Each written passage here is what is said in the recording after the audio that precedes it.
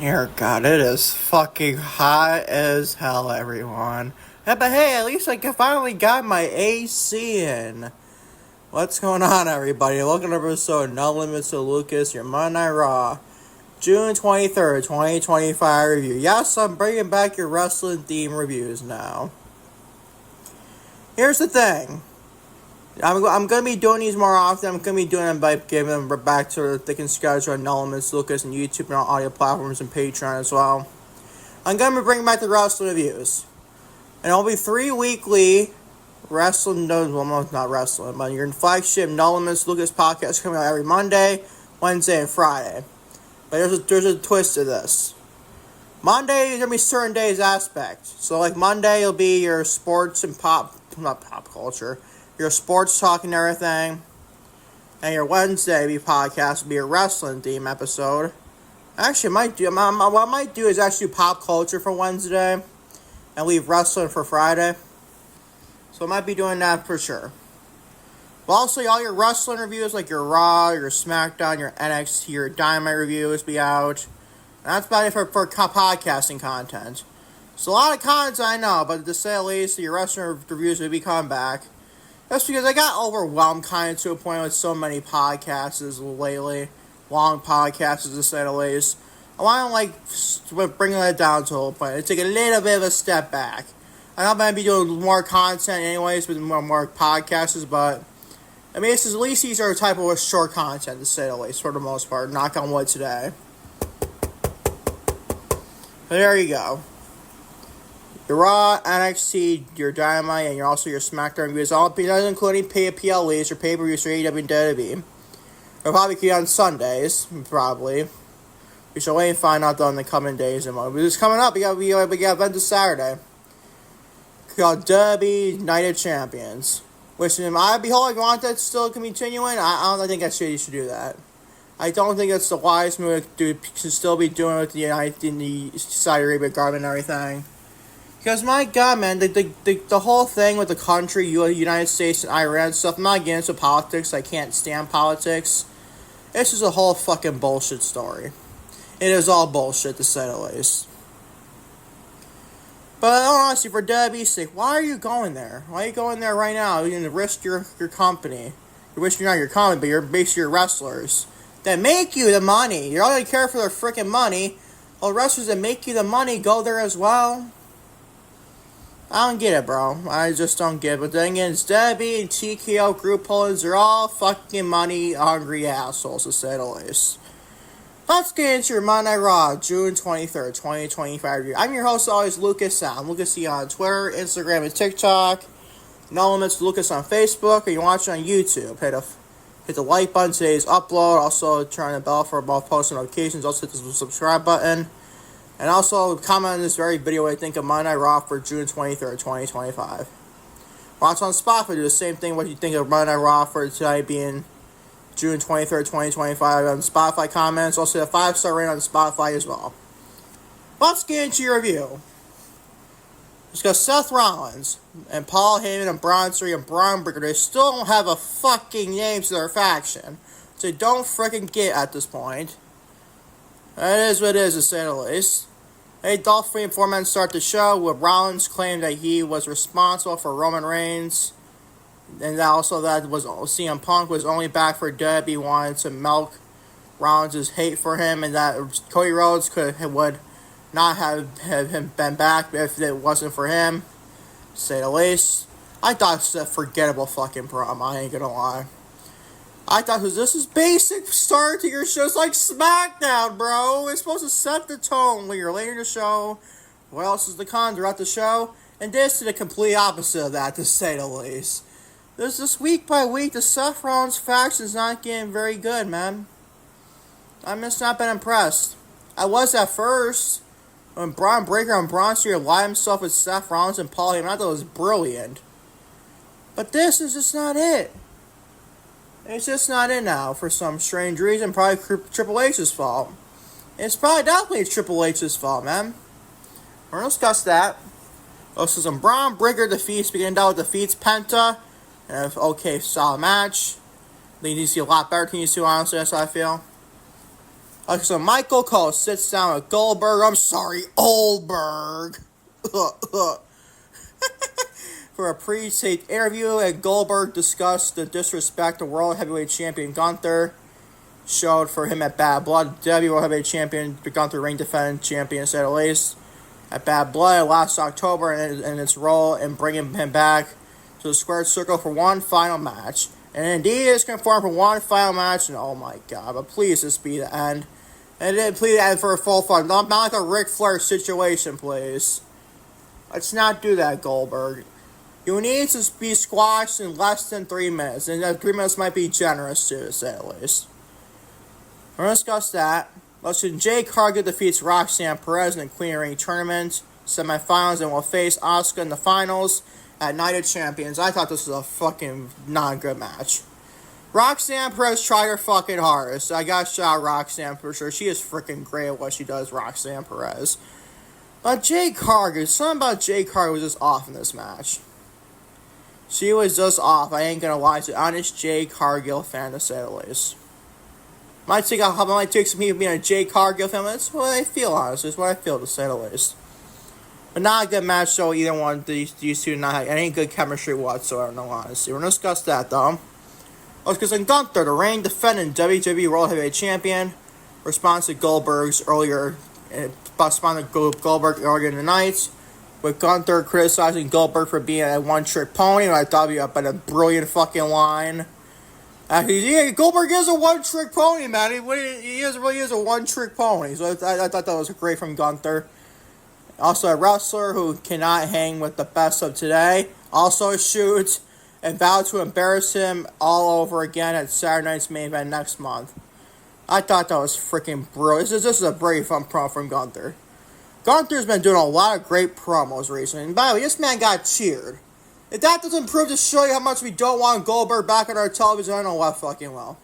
Because Gunther's the ultimate freaking menace heel and an ultimate prick. And for the crowd to fucking cheer Gunther over Goldberg is crazy. But it is, we all love Gunther, man. We all love Gunther. He's obviously a more better champion. Obviously, times 1,000 over Goldberg. Not being generous, 1,000. But still, I get the point. Roxanne Bayley versus Becky Lynch for a WWE Women's Intercontinental Championship ends in a disqualification after live Valkyria caused a DQ. Thought it was a very fun match. Does he plant the seeds for a triple threat match at Evolution between Becky, Bayley, and Lyra Valkyria for said WWE Women's Intercontinental Championship? I freaking like that idea quite a bit. We're going to discuss that. Also, Raquel Rodriguez, one half the Women's Tag Team Champions. I don't like the role I heard out today where we have the potential of Roxanne Perez take the place of Liv Morgan in a tag team with Raquel and Roxanne. Basically replacing Liv with Roxanne. I absolutely fucking would hate that, honestly. It's probably going to be heading, though. It's probably going to be heading. I fucking hate it. But Raquel Rodriguez puts Rhea Ripley through a tip with the help of Roxanne Perez. I'll discuss that. I was impressed by that segment whatsoever. We're against your main event. Probably the best Jey Uso freaking singles match he's had in a long time. Minus the Seth Rollins one he had a couple months ago in the main event of Raw for the World Heavyweight Championship. It's probably his second best match as Jey Uso's had as a singles wrestler. Cody Rhodes defeats Jey Uso in the main event, the King of the Ring tournament match. The semifinals obviously will face Randy Orton and the finals at Night of Champions. The two best friends, Randy Orton and Cody, comes like Candy Rhodes. Oh my god, bro. Cody Rhodes. I almost said Randy Rhodes. What the fuck, man? What the fuck is wrong with me? But probably Cody Rhodes and Randy Orton collide himself with two best friends and everything, colliding each other also at Night of Champions. I thought that was freaking great. These are two obvious picks you want to get to the finals. There's Cody Rhodes and Randy Orton. Randy Orton's been there 2 years in a row for King of the Ring. And he lost last year, probably lose this year. I don't see Cody Rhodes losing this match. I mean, Randy Orton already had his shot against John Cena. So there you go. Randy Orton's going to lose 2 years in a row in the King of the Ring in finals, nonetheless. That is the ultimate pain if you're a Randy Orton fan for sure. Well, I watched that backfire. I mean, Randy Orton does win the King of the Ring, but I just don't see him win the King of the Ring. I just don't. A spoiler alert, my Night of Champions predictions. But Cody Rhodes defeats Jey Uso in the main event in the King of the Ring tournament 5 semifinals and will face Randy Orton, like I said, in the finals at Night of Champions. Discussing on today's podcast, Guy Dream News. Always want to say it's this week's Monday Night Raw, June 23rd, 2025 review. No Limits to Lucas. Starting with, you guessed it, your Seth Rollins, Paul Heyman, Bronson Reed, and Bron Breakker start the show, with Rollins claiming that he was responsible for Roman Reigns and his takeout Roman Reigns and everything this year and everything. And also that CM Punk was only back because WWE wanted to milk Rollins' hate for him, and that Cody Rhodes would not have been back if it wasn't for Rollins either. This was okay for what it was. Might be generous with this grade, honestly, and give it a B-. But boys and girls, this did not impress me. I don't know what it was. I just didn't like this. Was it solid? I would say it was solid. I wouldn't say it sucked. But to me, this Seth Rollins group, and with Bron Breakker, Bronson Reed, and Paul Heyman, it's basically going downhill to slowly but surely. Like, dude, I don't know what the fuck we're doing here, but we need to get this shit next year. Whether that's Roman Reigns coming back for some time for SummerSlam, whether that's CM Punk and cost by maybe Seth Rollins, and then with the undisputed WWE Championship against John Cena. I don't know what we're gonna do. But I feel like we need Roman Reigns back, like, now, to stop saying he's gonna snap my finger. We need Roman Reigns, like, back probably as soon as Money in the Bank. I still stand to this day. Seth Rollins should have not won that Money in the Bank contract, and Roman Reigns should have pushed Rollins off the top of the ladder as soon as he's about to get Roman Reigns music hits. Kind of like Brock Lesnar stuff from 2019. God, don't remind me of that shit either. This would probably been better. But my God, you get the point. Like, what was Seth Rollins walking on the Money in the Bank contract for what? You couldn't give this to LA Knight. You couldn't give it to LA Knight. He got run off on SmackDown by attacked by Bronson Reed and Bron Breakker. The fuck are we doing, bro? What are we doing here, man? Where is Roman? Where is Roman Reigns, bro? Is he really just a mega part-timer like Brock Lesnar? What the fuck we're doing? Like Brock Lesnar back in like the 2018 era. You get the point of that. Like, what the fuck are we doing? We need Roman Reigns back like now, bro. We really do. Is this Seth Rollins and Bronson Reed and Bron Breakker been faction with Paul Heyman? It's not going good right now, to say the least. We need something to get indeed next year with Rollins and maybe Reigns. This gets a B-. Moving on to Bron Breakker. He won half this faction, won fourth this faction, defeats Penta. Another B-. I like the end of this match with Bron Breakker in his mega spear in the middle rope. He speared basically Penta out of his pants, to say the least. No pun intended. He actually didn't do that. But this was a freaking brilliant spear off the middle rope. The Penta went off the middle rope, went to do a dive, and now he got hit with a spear. I thought that was freaking great, bro. I thought that was freaking great spot. But no, I didn't care for this match. I feel like these two get a lot better, and Penta takes another unnecessary L, and I don't get it, bro. This gets a B-. What else do you want me to say about this? I didn't like the match. It was okay for what it was, but still. B- is your grade. On to Michael Cole. He has a sit-down interview with Goldberg. I'm sorry, Oldberg. What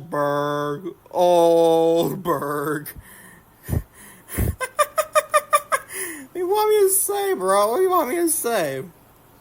Michael Cole has a sit-down interview with Goldberg for a pre-tape interview, like I said, and Goldberg discussed the disrespect the WWE World Heavyweight Champion Gunther showed him at Bad Blood last October, and its role in bringing him back to the squared circle for one final match in Atlanta, Georgia, for Saturday night's main event on July 12th of 2025.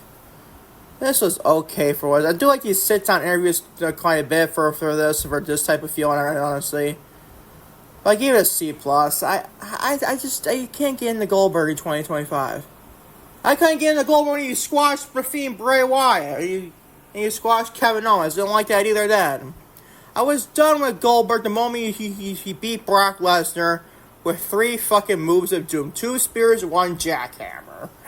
Literally, that's all I kid you not. But was this bad? I wouldn't say it was bad, but not good. This was C+, man, to say the least. Moving on, Jade Cargill. She defeats Roxanne Perez in the Queen of the Ring Tournament semifinals and will face Asuka in the finals at Night of Champions. This gets a big fat C.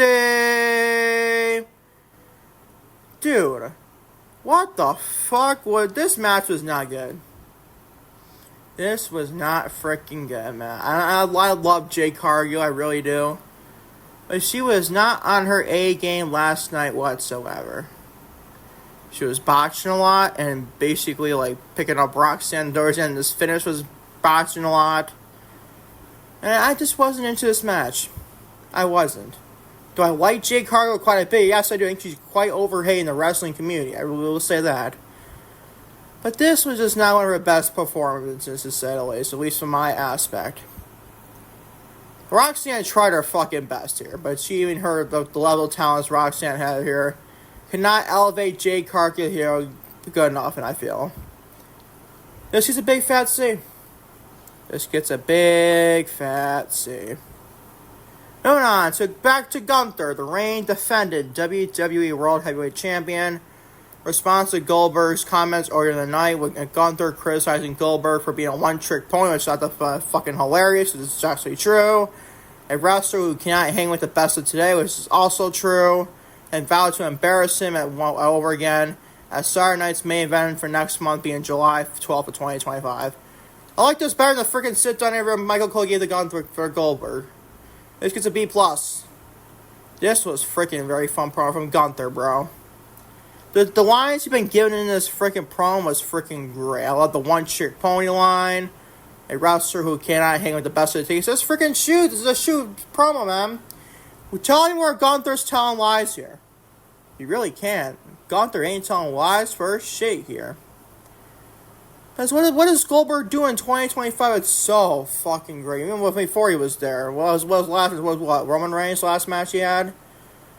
I'm like, dude, what the fuck is so good about Goldberg? He's a one-trick pony, like Gunther said here. He really is. And this gets a B+. This is a freaking brilliant promo from Gunther.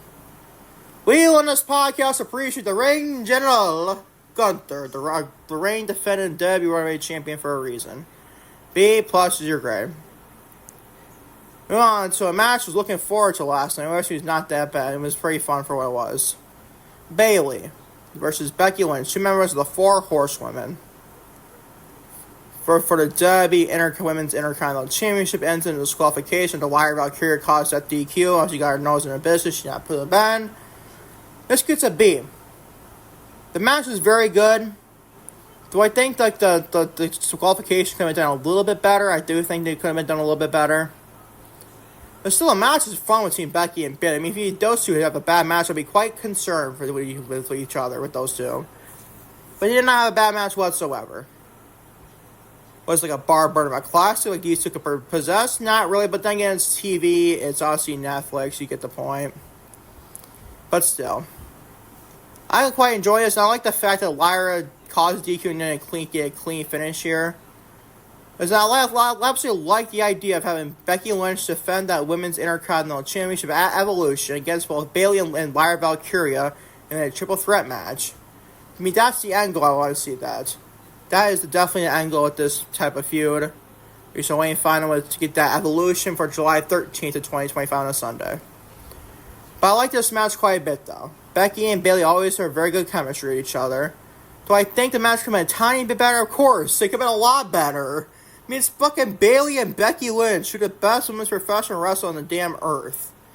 Of course, they give them a lot better of a match. If it was on PLE and everything, we damn forget about it. This is still a pretty solid TV match, so I give it a B. Moving on to Raquel Rodriguez, one half of the WWE Women's Tag Team Champions. Almost said Intercontinental Tag Team Champions. Can't believe that. Raquel Rodriguez, one half of the Women's Tag Team Champions. We also, please, love of God, don't have Roxanne Perez. Unless you're never burn the Women's Tag Team titles, that would be fine with that. But the recent report I saw was where Roxanne Perez basically going to take the tag team role of Liv Morgan here. Obviously, the entry list, Liv Morgan, nothing but the best, obviously.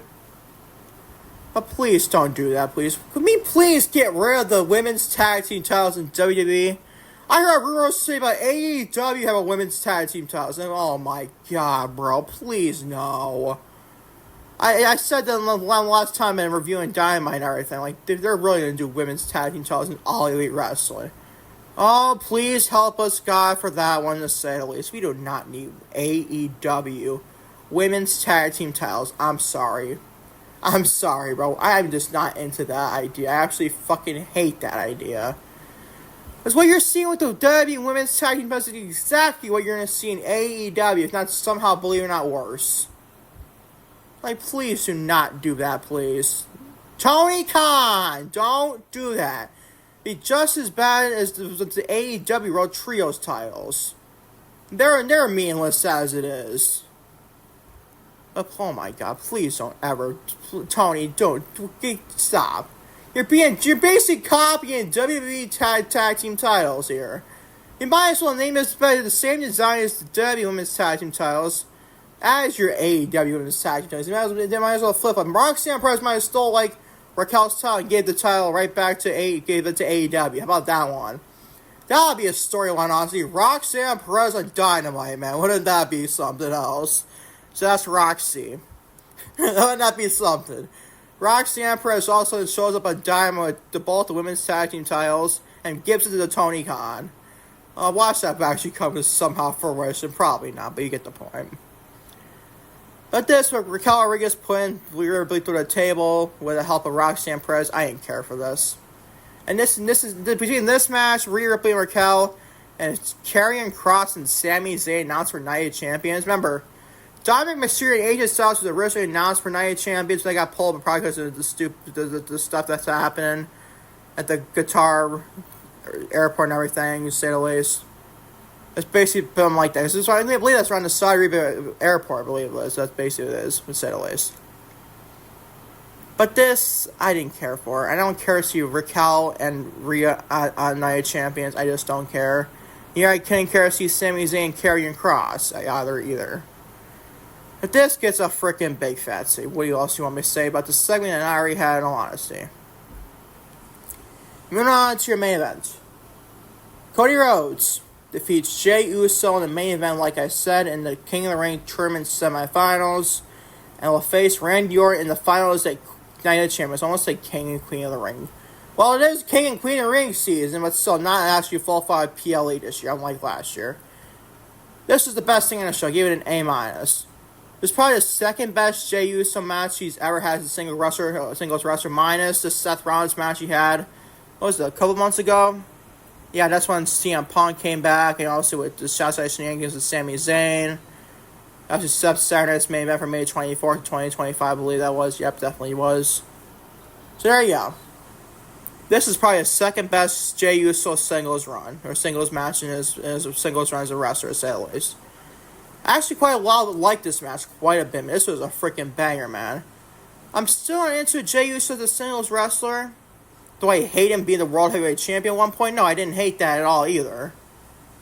But still, this was pretty fun. I gotta be honest, give credit, dudes. Jey Uso had a very fun match last night with Cody Rhodes. Obviously, you had a bad match with Cody Rhodes, you'd be kind of really disturbing as a professional wrestler. They're very, very concerned for a professional wrestler for sure. If you have a bad match with Cody Rhodes, let's be real, people. This is a banger to say the least, and we'll be doing Night of Champions with Cody and Randy Orton. Well, Cody's probably gonna win, right? Which makes Randy Orton 0-2 in King of the Ring Tournament Finals for the second year in a row. Which I don't know if I like that at all, but at least it plays probably the bigger story with Cody and John Cena for SummerSlam. We should only find out for that. Well, I'll just say Cody beats John Cena at SummerSlam. I think that's probably going to be the case, and Cody gets that undisputed WWE Championship back probably.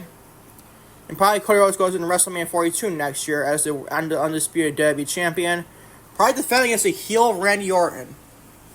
That's what I would do, honestly. That's what I would definitely do. Have Randy Orton win the 20... Maybe he has to win it to the Royal Rumble. Maybe go in the Elimination Chamber that year. Well, Sami Zayn might pick to win the Royal Rumble 2026. Wins the men's side. And Liv Morgan wins the women's side as well. Return of Liv Morgan. So we ain't find out about that for sure. But Cody Rhodes gets to win over Jey Uso in the finals like King and Queen. Almost like King and Queen of Ring yet again, bro. Night of Champions in the King of the Ring tournament finals against Randy Orton. Which way found? I guess this guy overall grade gets an all grade with A-. Cody Rhodes and Jey Uso. A- your grade. As for your overall show for Monday Night Raw, June 23rd, 2025, it's an all grade with B-. And that is your Monday Night Raw, June 23rd, 2025 review on No Limits to Lucas. And thank you all for watching No Limits to Lucas, WWE Monday Night Raw, June 23rd, 2025 review. Today being Tuesday, June 24th, 2025. And back tomorrow with 2 uploads, which are NXT, June 24th, 2025 review.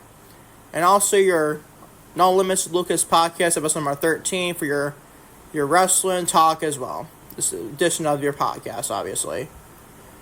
So actually, no, it'd be your pop culture, not your freaking wrestling. I mean, you know what freaking my podcast is half the time, people. That's all freaking me I can be, honestly. We'll see y'all tomorrow for 2 more uploads and No Limits to Lucas on YouTube, Patreon, and all audio platforms. Peace, love, I'm out. Take care. Love you all big time, to say the least.